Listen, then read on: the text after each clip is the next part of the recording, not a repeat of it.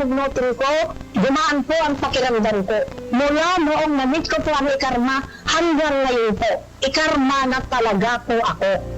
Mahalagang paalala, ang Ikarma Narati at capsules ay hindi gamot at hindi dapat gamiting panggamot sa anumang uri ng sakit. Si Mommy at si Washing Machine believe sa Pride Washing Machine Detergent. Hello, Washi! Hello, Mommy! Laundry day na naman! Ready ka na sa mancha, chocolate, putik, libag? Kaya yan ang Pride Washing Machine Detergent.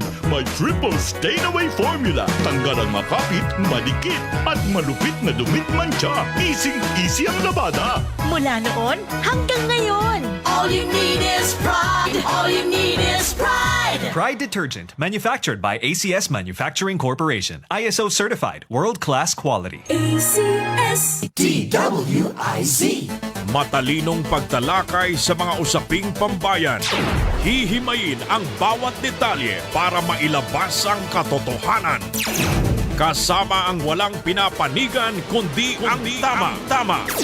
Orly Navarro. Orly sa IZ. Orly sa IZ. Orly in the morning.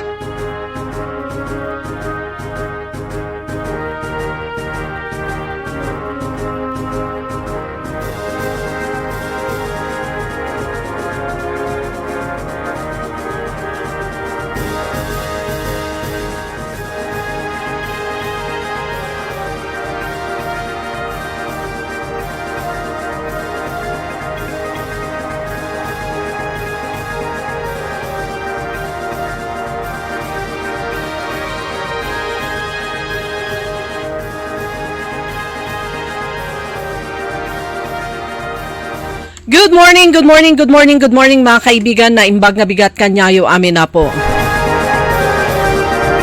Araw po ng Biyernes, ngayon po ay January 30 at oras po ng Orly in the morning. Sa ngalan po ni Kaaron Orly Navarro, makakasama nyo pansamantala ako po si Liway Manantan Iparagire. Sa technical kasama natin Kaaron Edwin Inong.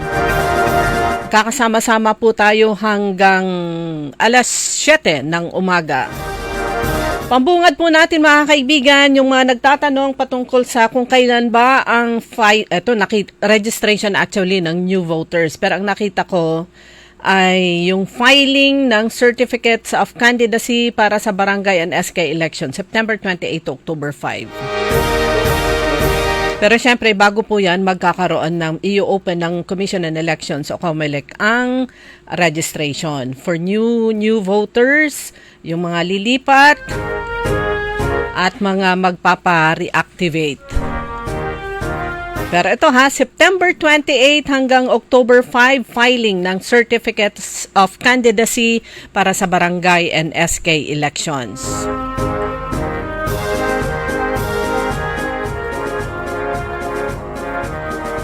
Muli magandang umaga mga kaibigan. Patapos na ang buwan ng Enero, ngayon ay January 30 and happy birthday kay Kuya Alex Duque.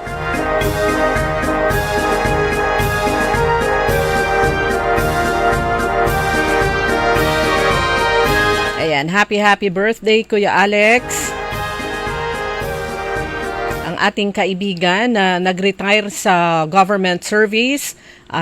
Pinakahuli po ay bilang station manager ng DZMQ. That time ang tagline nila ay Radyo ng Bayan, ngayon ay Radyo Pilipinas.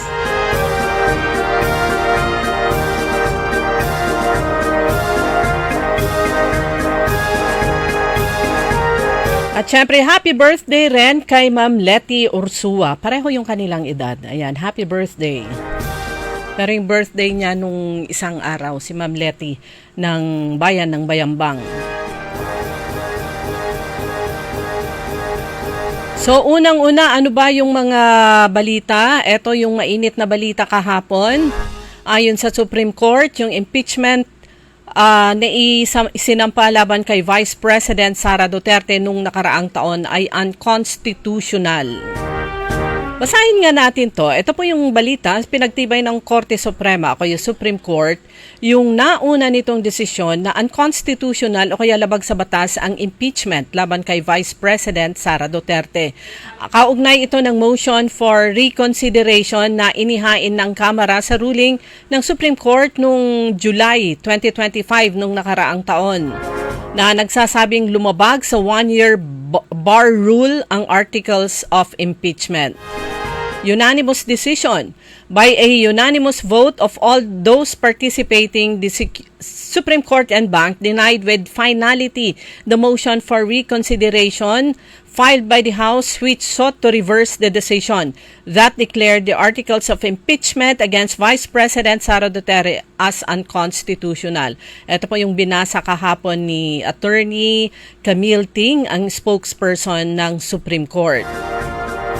December 2024 nang ihain ang tatlong impeachment complaint laban kay Duterte kaugnay ng umano'y maling paggamit ng confidential funds. Yung ikaapat na impeachment complaint naman ay inendorso ng Kamara sa Senado bilang articles of impeachment. In-archive yung unang tatlong complaint matapos ipadala ang ikaapat na complaint kaya't hindi nasimulan ang one-year ban. Hindi nakibahagi si Associate Justice Alfredo Benjamin Caguiwa sa desisyon habang si Associate Justice Maria Filomena Singh ay on leave. So isinulat ni Senior Associate Justice Marvic Leonen ang desisyon noong 2025. So yan po yung mainit na balita kahapon. Siyempre, andyan yung umaatikabong reaksyon ng mga maka-Duterte at ganun din umaatikabong mga hindi decision, umaatikabong mga comments sa Facebook lalo na ng mga maka-administrasyon. At inaasahan mahabang usapin din po yan mga kaibigan.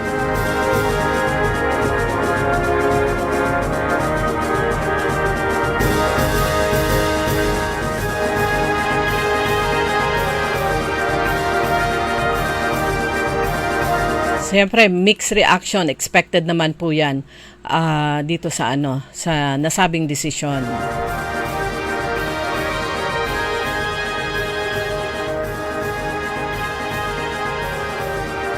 Samantala mga kaibigan,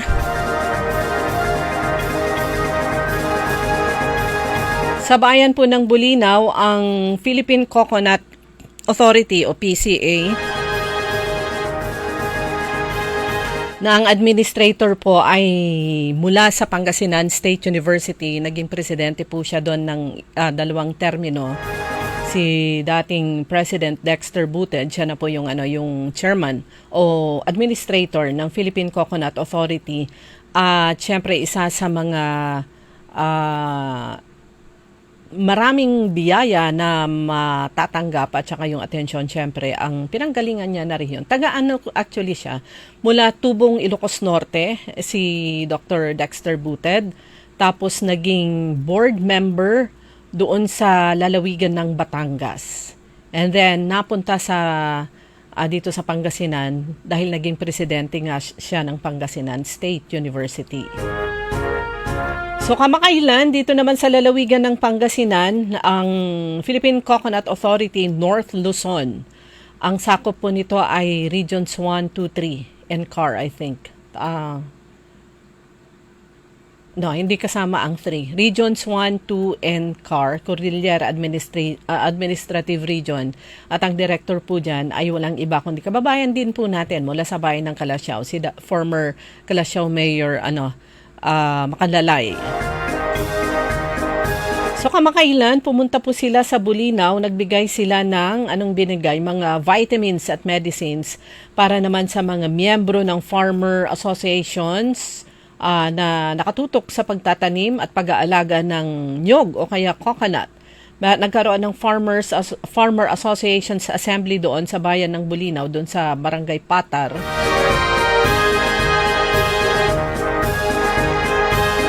At hindi lang po yung distribution o pamamahagi ng vitamins at saka medisina ang ginawa. Nagkaroon din ng parang talakayan.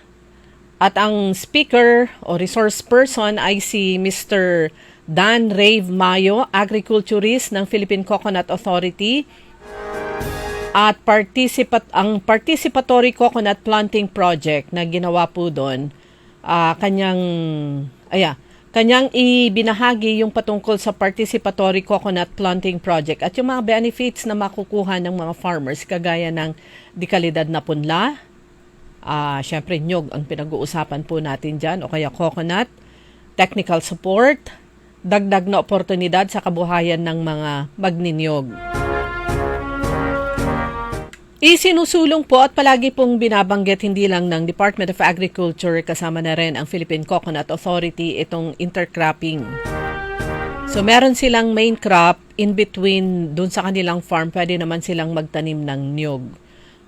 Dagdag pang kabuhayan para sa kanila. So hinikayat ni Mr. Dan Rave Mayo yung mga miyembro ng asosasyon na i-update ang kanilang registration para matiyak yung patuloy na kwalifikasyon at makatanggap ng benepisyo mula sa mga programa ng Philippine Coconut Authority. At naging bahagi rin ng nasabing aktibidad yung pamamahagi ng libreng gamot, ito nga yung vitamins, upang panatili ang kalusugan ng mga magniniyog at makatulong sa pag-angat ng kanilang pamilya at kabuhayan. Dahil ang malusog na magniniyog, susi ng mas maunlad at matatag na kinabukasan sa industriya ng niyog. At sa pangkalahatan, kanya naman ganun na lang po yung programa ng provincial government ng Pangasinan ni Governor Ramon Gico III tungkol sa pangkalusugan.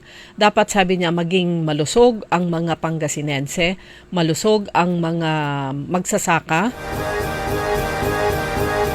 para magkaroon ng malusog na lalawigan ng Pangasinan. Kasi kung hindi nagkakasakit po ang ating mga magsasaka, paano na lang yung kanilang pangkabuhayan? Unang-una, syempre, para sa kanilang pamilya, and then in general, para sa kanilang bayan at para sa lalawigan. Kapag nagkasakit ang isang magsasaka, kahit na yung sa ordinaryong pamilya, ibig kong sabihin yung hindi pagsasaka ang hanap buhay ng mag-asawa o kaya mag-partner, kapag nagkasakit ang isa, apektado lahat eh. Sinong mag-aalaga dun sa isang dun sa head of the family kung lalaki ang nagkasakit? Siyempre yung nanay o yung asawa o kaya mga anak na naapektuhan yung everyday, kumbaga, na kanilang pamumuhay, lalo na yung sa kanilang livelihood o kaya yung sa kanilang trabaho. Kanya kailangan talaga maging malusog po tayo. Kanya naman, nakikita naman po natin ang provincial government ng Pangasinan. Ngayon kasi iniikot po nila yung distribution, amelioration ng mga CVOs. Amelioration ng mga barangay health workers. Yan po ay yung kanilang natatanggap. Bagamat maliit lang po yan. Ayan po ay ordinansa ng lalawigan ng Pangasinan na every year ay ibibigay po sa kanila. Yung nasabing allowance, maliit na pagmamahal o amount mula sa provincial government para sa ating mga frontliners. Ang mga frontliners, hindi lang pong mga barangay health workers, andyan din yung mga CVO sa mga bayan at lungsod. Marami pa na miyembro ng barangay family na sila ay masaya na tumutulong, masaya sila bilang frontliners, bagamat napakaliit yung kanilang natatanggap o halos wala. Yung iba, yung maliit na yan, depende pa rin sa income ng lokal na pamahalaan. Kung yung kinabibilangan nilang munisipyo ay maliit lang yung income, maliit din yung allowance na maibibigay sa kanila. Pero alam po natin na gustong-gusto lalo na yung mga BHWs, mga CVOs, ito yung mga barangay tanots, gustong-gusto nilang magtrabaho para sa kanilang barangay. And they are very proud sa kanilang uniform.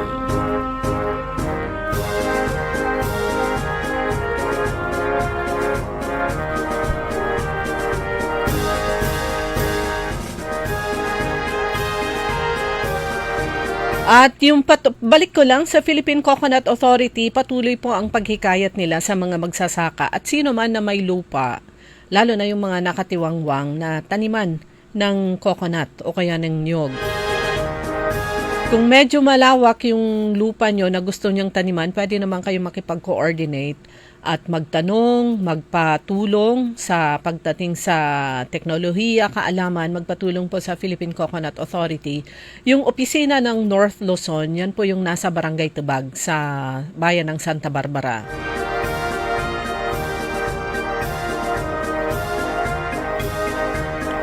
Sa kung nakikita nyo sa mga pictures, sa mga videos, o kung nakapunta na kayo sa bahagi po ng Visayas and Mindanao, ewan ka ba, napakalusog ng lupa nila na gustong-gusto ng gustong-gusto ng niyog o kaya coconut. Samar Leyte, ayan, nakapunta na rin po ako dyan, puro niyog. Ganun din sa ilang bahagi ng Surigao del Sur, Surigao del Norte, Butuan, at yan po yung Caraga region. Napakaraming mga niyog. Na yung iba parang layo-layo dun sa kalsada, isipin mo paano na lang kung gaano kahirap o gaano yung hirap ng mga magniniyog, yung mga nagkokopra para yung kunin nila yung niyog dun sa napakalayong lugar tapos dadalhin nila sa may kalsada para naman iuwi o kaya meron na silang work area dun mismo sa bukid. Pero yung kopra pa rin nila, dadalhin nila sa bahagi ng malapit sa kalsada para naman sa transportation. Pero dito po sa lalawigan ng Pangasinan at dito sa Northern Luzon, ang Makaratig Bayan, ang pinaka byproduct kumbaga ng coconut, ito po yung ginagawang coconut juice, palamig, ginagamit sa saan? Biglang nag-blackout to. Ano na yung tinitinda sa San Fabian?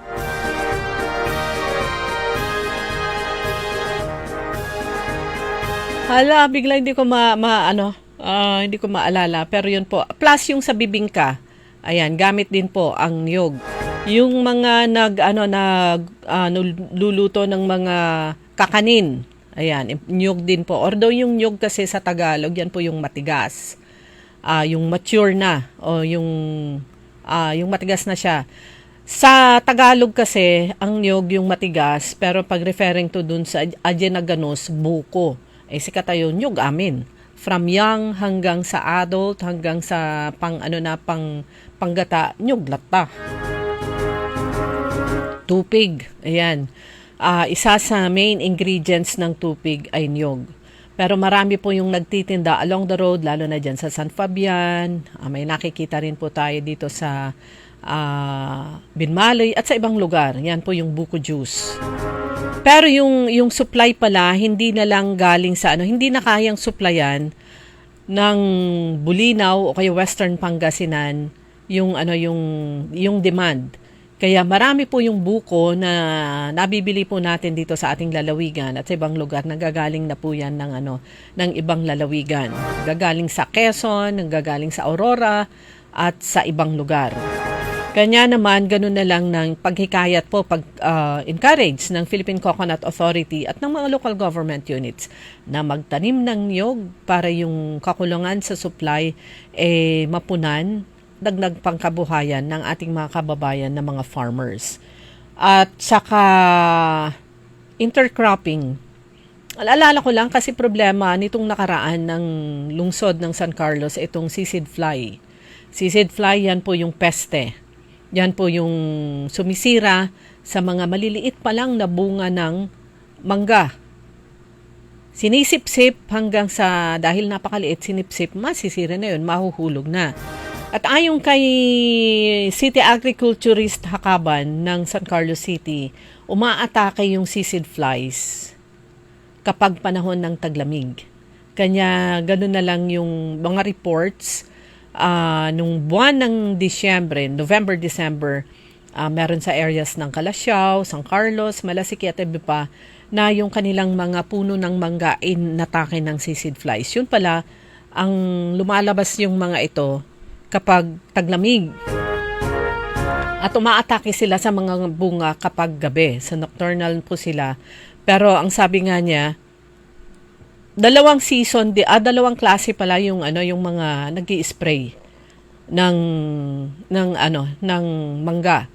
Meron silang tinatawag na monsoon, panahon ng tag-ulan, So pag sinabing nag-monsoon, sila po ay nag-i-spray ng June, July. Nagbabaka sakali na hindi, ito yung mga negosyante na nagmabaka sakali na walang masyadong bagyo na tatama. So yun yung monsoon. At yung regular season pala, yun yung nag-i-spray sila ng umpisa ng November, December, January. In time for harvest po niyan ay mag-uumpisa naman ng March. Yan po yung regular season. So yung mga nagmo-monsoon na mag-spray, yan pa yung terminology ng mga farmers na engage sa pagpapabunga ng mangga pag nag-monsoon, ibig sabihin during second semester. Nakakadalawa sila. Second semester, tapos mag-spray sila ng June, July, supposed to be ang harvest na niya November, December. Yung iba naman, November, December, January sila nag-spray para naman sa harvest ng pagdating ng Abril o kaya March. Kanya naman ang lungsod ng San Carlos, meron po silang Mango Bamboo Festival. Mahigit isang dekada na rin po yan. Matagal na po yan, Mango Bamboo. Baka meron ng 20 years or more. Isa din sa mga main products po nila bukod sa mangga o kaya mango ay itong kawayan o kaya bamboo. Pero ganun din, ang supply ng kawayan dito sa lalawigan ng Pangasinan, yung local na supply, kulang din. Kaya andyan din po yung campaign kasama na rin yan sa campaign ng Department of Agriculture, yung pagtatanim po ng kawayan. So ang sabi nga ni City Agriculturist Hakaban, bagamat nagkaroon ng taon-taon nagkakaroon ng problema na sa mga magmamangga, yan nga yung bagyo, nasisira yung kanilang pinabulaklak na mga mangga, plus syempre itong seed flies. Bagamat ganoon, nananatili daw na number 1 pa rin, top producer pa rin ang San Carlos City sa pagdating sa mangga dito sa Rehiyon 1. Second daw ay Ilocos Norte pero konti lang, medyo malayo yung agwat ng San Carlos City at saka ng Pangasinan in general at saka ng Ilocos Norte. Dahil dito sa lalawigan ng Pangasinan, ang mangga ay hindi lang naman po nanggagaling sa San Carlos City, although main producer ang San Carlos City. Andyan din dito sa 3rd District, ayan, maraming manggahan po dyan at maraming farmers na engage sa mango production, pagpapabunga ng mangga, plus all over sa ating lalawigan. Plus, dyan sa Western Pangasinan, sa Eastern Pangasinan, marami po yung nasa industriya ng mangga. At sabi rin po niya, kasi nga ipinagmamalaki ng San Carlos City na pinakamatamis at pinakamasarap yung mangga ng San Carlos. Sabi niya, yan po ay napatunayan namin mismo. Dahil sila nga, di ba, pag may mga seminars, napupunta sila sa iba't ibang regions, iba't ibang lalawigan. So sabi niya, comparing sa mangga ng Guimaras, well-known din po yan na exporter ng mangga. At sa mga pictures makikita nyo na lahat ng mga mangga nila hindi gaano kataasan, pero pag namunga na yan at medyo spoon size, ang sabi ni Ma'am Hakaban, pag spoon size, ibig sabihin yung laki ng mangga ay kasing laki na ng kutsara, binabalot na yan dapat para protection laban sa seed flies. So ganun yung mga mangga nila dun sa Guimaras Island. Sabi niya, comparing sa mangga ng Guimaras at saka ng Cebu, mas malayo talaga na mas matamis yung mangga ng San Carlos City. Hindi tayo bias sa produkto natin, pero sabi niya, natikman namin, kita namin, naramdaman namin. Sabi niya, yung texture, mas maganda, mas matamis ang mangga ng San Carlos, yung texture mas maganda rin. Sabi niya, parang mas madaling masira yung mangga ng Guimaras, sabi niya.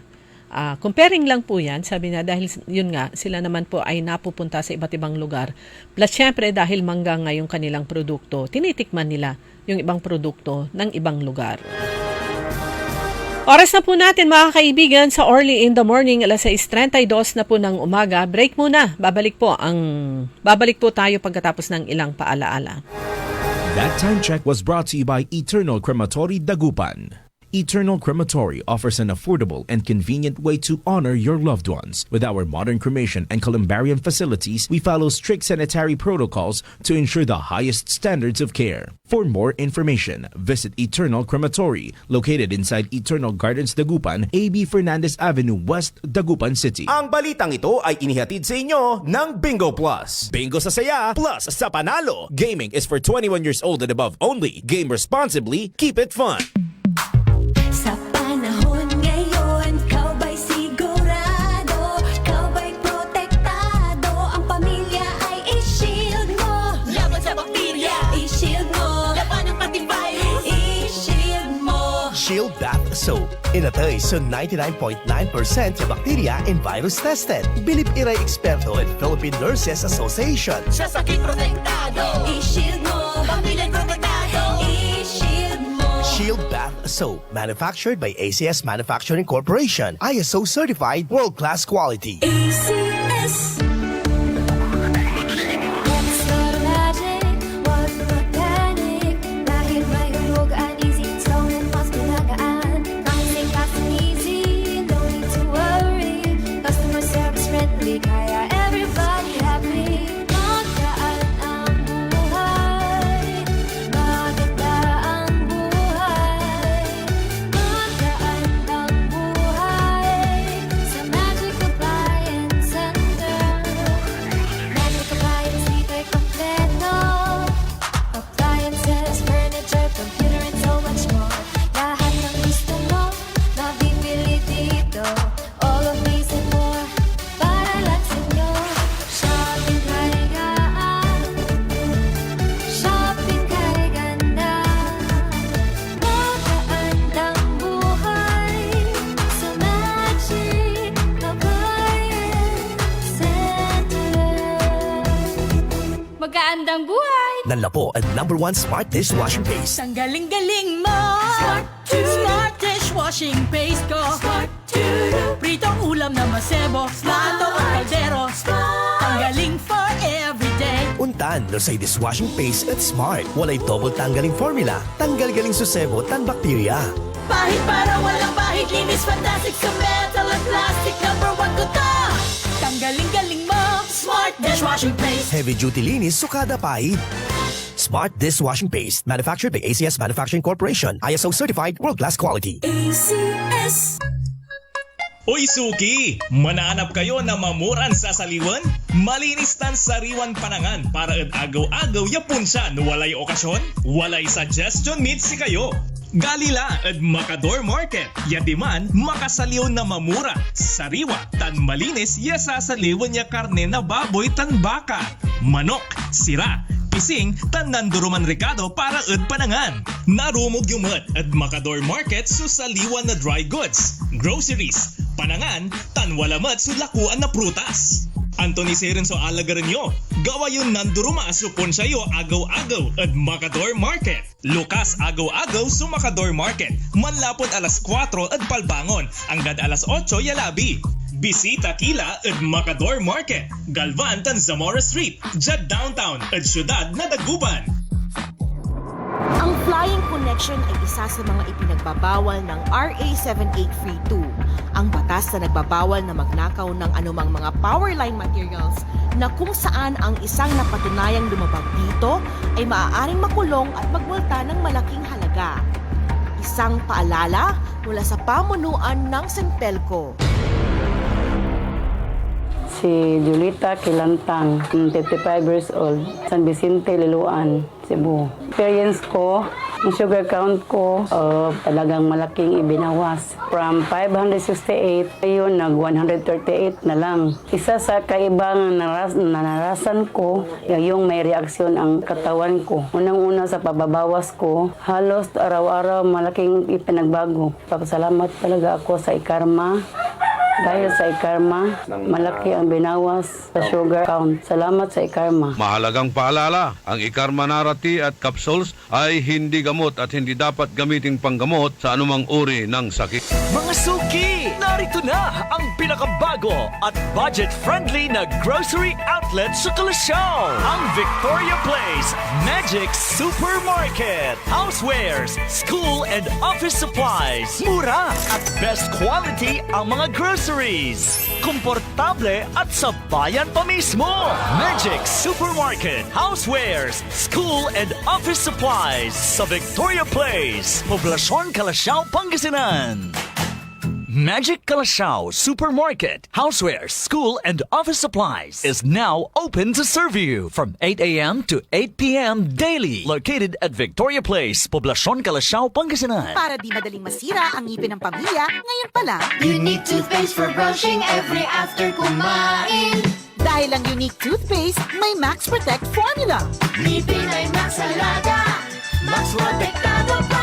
Helps stop cavities even before they start, while keeping breath fresh with regular use. Unique toothpaste for brushing para siguraduhin ngipin ay Max Alaga, Max Protektado pa. Unique Max Alaga, Max Protektado with unique toothpaste maximum fluoride protection. Manufactured by ACS Manufacturing. ISO certified world-class quality. ACS DWIZ. Orly in the morning.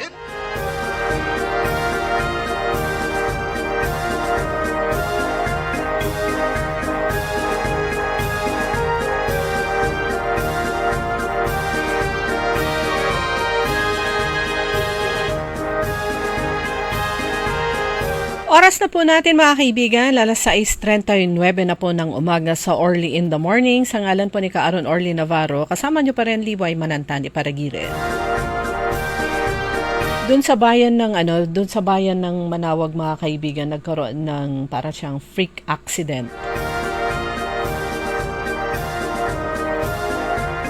Merong yung ilang mga sasakyan na di po ba yung mga bago yung kanilang mga sasakyan o yung gusto nilang pabindisyonan yung kanilang mga sasakyan, dinadala po doon sa Our Lady of Manawag, doon sa bayan ng Manawag, syempre dito sa lalawigan ng Pangasinan. Ito sa report na lumabas sa Facebook page ng Municipality of Manawag, merong 4 na sasakyan na nadaganan ng bumagsak na puno. Akasya ang meron doon, hindi mangga. Pero tingnan nga natin kung yung akasya nga talaga, yung puno ng akasya yung nahulog. Pero dito sa report po nila, kahapon, 4 na sasakyan yung aksidenteng nadaganan ng nabuwal na puno ng akasya sa blessing area ng Minor Basilica of Our Lady of Manawag. Ito ay yung malapit sa Gate 5. Pasado alas 5 ng hapon kahapon. Sa ulat, papabindisyonan pa lamang ng mga may-ari ang kanilang mga sasakyan nang biglang bumagsak ang puno. Wala hong bagyo, maayos yung panahon po natin.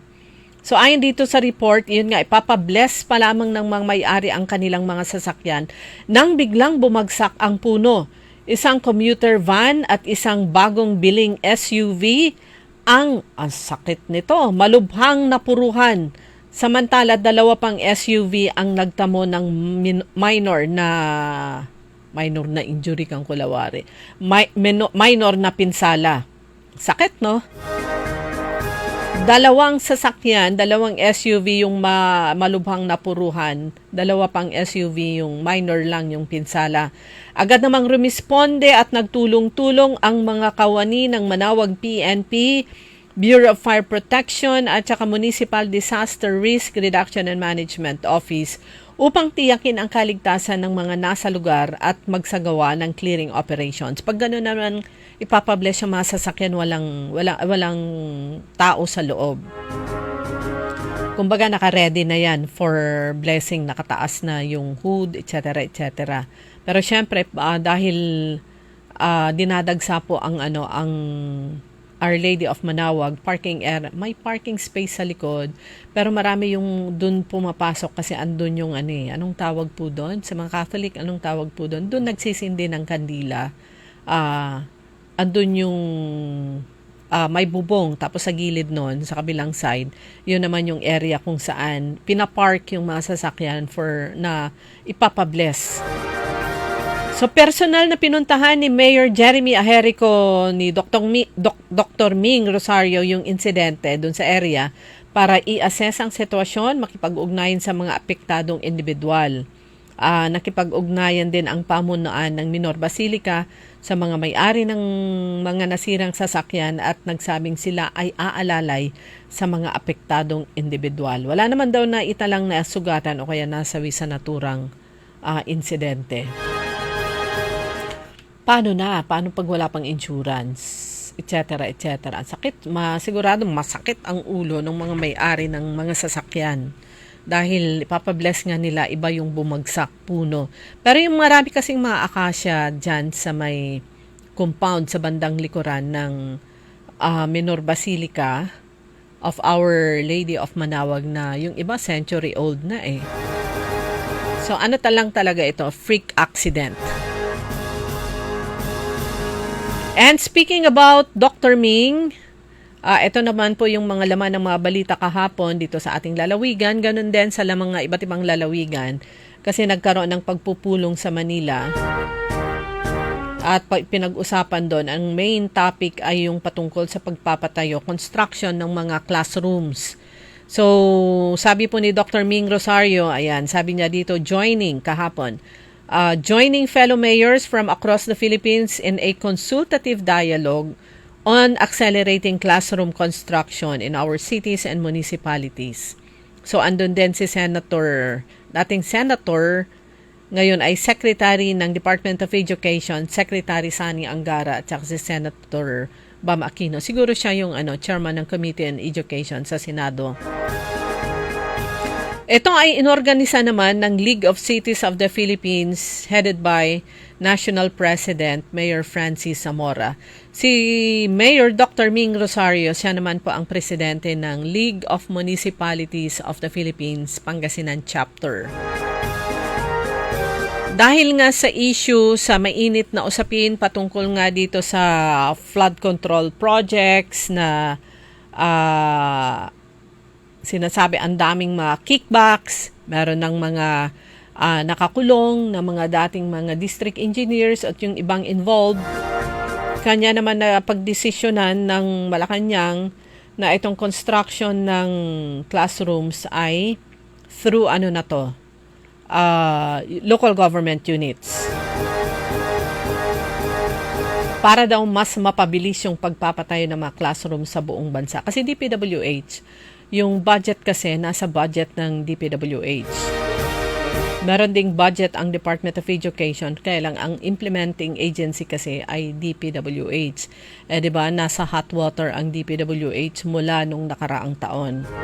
So isa ito sa nakita nilang solusyon through local government units na lang.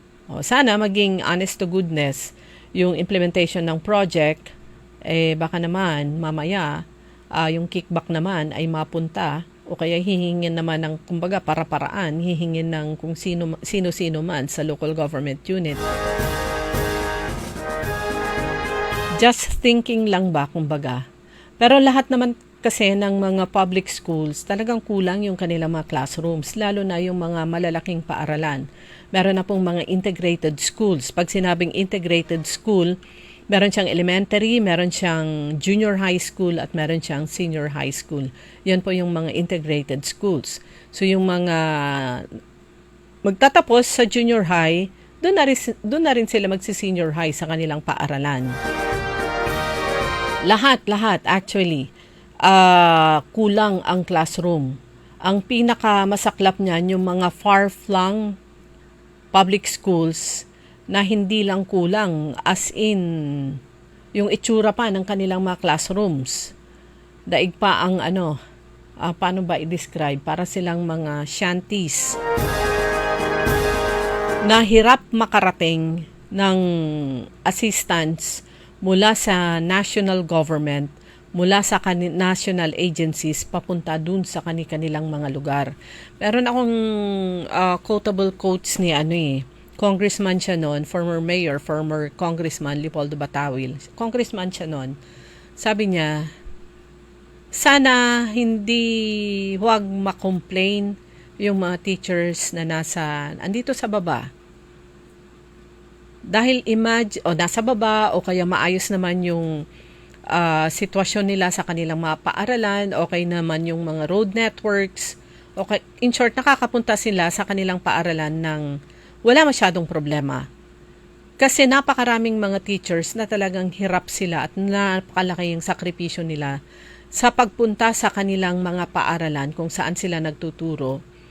Dahil bagamat ganun yung sitwasyon nila, yung iba literal na tumatawid sa ilang ilog, naglalakad sa mga kabundukan dahil lang sa pagmamahal nila sa mga bata, kagustuhan nilang makapag-aral yung mga bata, pero sila yung sakripisyo nila super.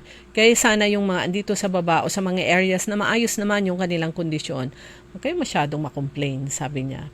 Appreciate nyo kung ano yung meron at yung kinalalagyan nyo at yung inyong sitwasyon, sabi po niya. That time, sa Schools Division Office Pangasinan 1. Ayan, minsan nagsalita siya doon, merong meeting. 12 minuto bago mag alas 7 ng umaga, ito naman advisory mula sa Central Pangasinan Electric Cooperative. So ngayon ay January 30, Friday, merong 2 schedules dito. Letter H and I. Ayan, date and time. Tingnan ko ito.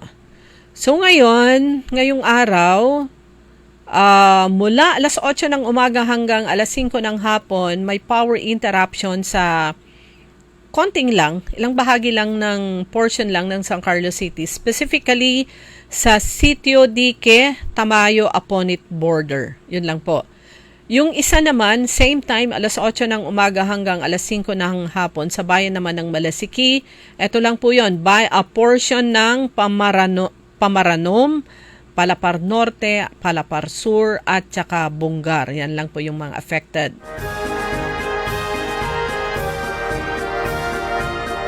Mali, yung nabasa ko. Yung pangalawa, yung Malasiki, bukas pala yun.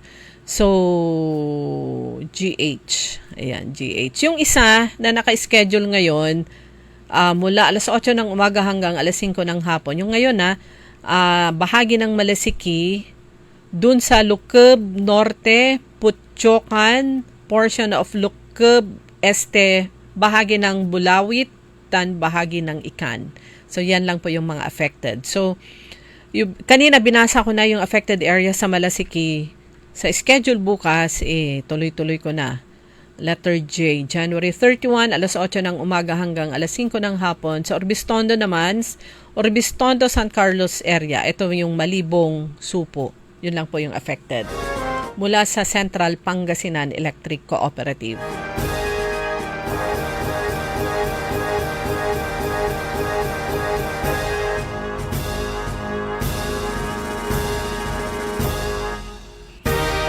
Okay, pagbati muna bago tayo pumunta sa ibang mga balita.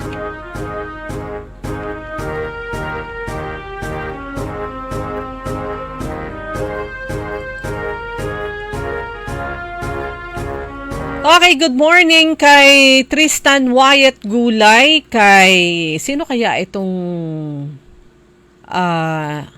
Korean yung pagkakasulat ng kanyang pangalan? Kay Preciosa de la Cruz, good morning kay Melvin Pelinta. Ito naman yung kanyang reaksyon. Kahit saan po natin ilagay ang school projects under the LGUs, still corruption exists because they are used to it being a multiplier, decade being a only few are honest today, sabi naman niya. Yun naman yung reaksyon niya dun sa balitang binasa natin kanina. Lynn Coronel, good morning. Ganun din kay Ramil Velasquez, Rodel Edades Peralta, Zarlo Gonzales, yung Korean yung pagkakasulat, syempre hindi ko siya mababasa. Erica Milesio, Kaiser Napoleon Co, Lynn Coronel, Dan Ramos, Daniel Richter, Jolin Santipolo, Yong Regidor, Wally Kagiwa, Arnel Ladia, Irineo Velasquez, Ruby Abalos, Romeo Marinas, Estrella Carmelo, at sa iba pa. Magandang umaga. At si Cora Aquino at Kuya Mar dyan sa Barangay Tabang. At syempre si Kaaron Gracielda Matro ng dyan din sa Tabang at saka si Nanay Dading. Nung Lunes nga mga kaibigan, regular session ng Sangguniang Panlalawigan, ang presiding officer ay walang iba kundi si Vice Governor Mark D. Guzman Lambino. Sa huling bahagi po ng session nila, siya po ay bumaba at may, hindi ko maalala kung sino yung nag-take over as pansamantalang presiding officer. Meron kasi yung proposed ordinance ni Vice Governor Mark D. Guzman Lambino. Ito ay para patungkol sa pangangailangan ng mga children with special needs. But anyway, pakinggan na lang po natin itong bahagi ng interview sa kanya at pagpapaliwanag niya tungkol sa measure na yon authored by Vice Governor Mark D. Guzman Lambino.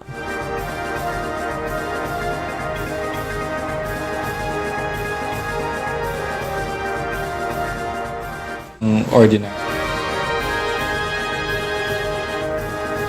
Hindi ko alam kung anong pipindutin ko pero nakaano na ayan, ibalik natin. Ayusin ko lang to sandali mga kaibigan. Hindi ko lang alam pipindutin ko dito.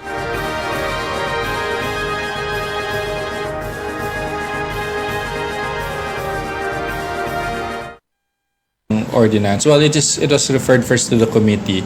Ito yung pag-establish po ng mga bright centers or building resilience through inclusive growth and holistic therapy. So it's basically it's a province take on the STAC facilities or the stimulation and therapeutic activity centers na meron naman na rin po ang ilang mga LGUs. But action po nito is going to be on a provincial level. Now, the approach po, unlike the traditional STAC facilities or other therapeutic facilities kung saan para siyang classroom setup, the government I decided that we have to be more pragmatic in the approach. What is needed by society, ano po yung kayang gawin din ng probinsya, and ano dapat yung continuity nito. Hindi pwede na classroom setting lang and everything. So we want it to be more holistic yung approach kung saan not just the children with special needs but also the parents, the guardians, yung mga nakakasama po nila ay ma-educate din po natin ng tama't maayos. Karamihan po ng facilities isa po actually sa mga major na hindi naman sa nakakalimutan pero I guess the right word is kulang pa yung exposure or at least the attention ay yung pag-address po sa mga kailangan ng mga kabataan with special needs or children with disabilities. So this is something that is very close sa amin ni Gov, sa kanya at sa akin personally. That's why we're moving forward with another step dun sa mga actions na ito. If you remember, nung pinasa po namin yung PPC, isa sa ni-request po namin nung ginawa po nila yung PPC ay magkaroon ng programa sa special needs education. So we started with that to address the shortage of specialists na ang focus nila ay sa mga kabataan with special needs. This is the next step towards that. Now we are going to establish facilities that can address those specific concerns. Ang target po natin dito, at least one per district, meron po, which will be run by the provincial government. We have so many hospitals in all districts. We have the students from PPC who by the time na ma-establish itong mga centers na ito, nasa third year na rin po nila, who may need OJT exposure. So we can use that. Like I said, it's a convergence of programs, education and health. And this time, mental health yung concern para maganda yung synergy. So that's what we're doing. And we're also going to address one of the needs ng ating society, which is addressing itong concern po na ito. Sa mga new buildings, may papatayo po? Well, para sa mga not necessarily putting up new facilities or new buildings because may mga hospital po tayo or facilities where we can retrofit or use existing initially in the short term. But definitely this will be planned in the long term. Marami po tayong itatayo ng mga bagong hospitals. Umingan is almost up. We have Alcala. There will be one in Malasiki, Mangaldan, may itatayo po. Yung upgrade po ng Lingayen, even in Bulingit and Bugalyon. So yan po yung mga titignan natin na pwedeng lagyan ng standalone na facility for this center, the Bright Center. What about mental health? Ang focus iba po kasi sa mental health on the adolescent and adult stage. Dito po dun sa we're talking about yung kids with special needs. Yan po yung i-address ito mga Bright facilities or Bright centers. Meron po ba kayong parang timeline for this?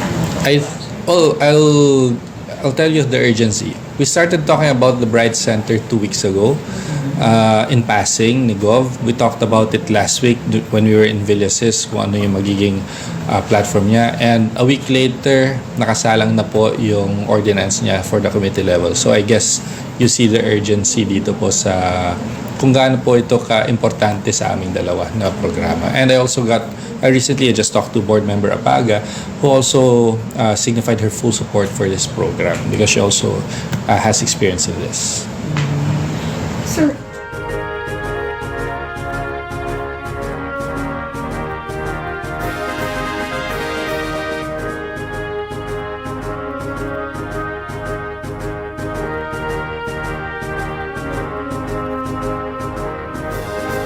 Okay yan mga kaibigan, si Vice Governor Mark D. Guzman Lambino. Sana mabilis na matapos po yun para naman mapakinabangan at matulungan yung mga, lalo na yung mga magulang na merong mga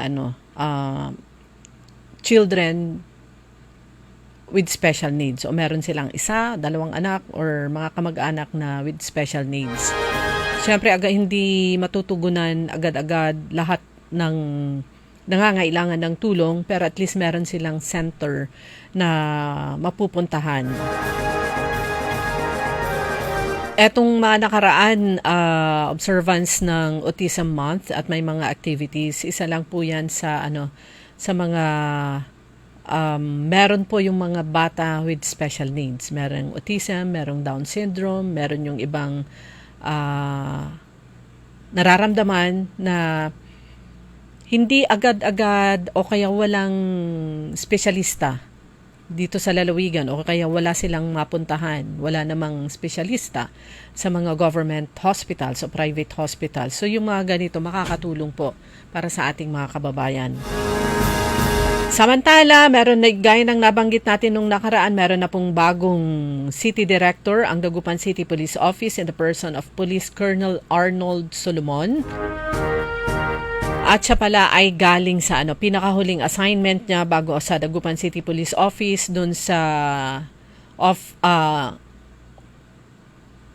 EOD, Explosives and Ordnance Division ng PNP, EOD K9, division ng ng Dagupan ng Philippine National Police. Siya po yung bago yung turnover ceremony mula dun sa pinakaunang officer in charge ng Dagupan City Police Office ay naganap po yan several days ago. With that mga kaibigan, magpapaalam na po ang inyong lingkod. Bukas magkakasama-sama po tayo sa Todo Balita, alas 5 ng umaga hanggang alas 6 ng umaga at makakasama nyo rin after sa Early in the Morning si Kaaron Orly Navarro. Sa ngalan ng aking partner sa technical, Kaaron Edwin Inong, at sa ngalan po ni Kaaron Orly Navarro, nakasama niya naman po, ako po si Liway Manantani Paragire, isang napakagandang umaga sa inyong lahat. Ang balitang ito ay inihatid sa inyo ng Bingo Plus. Bingo sa Saya Plus.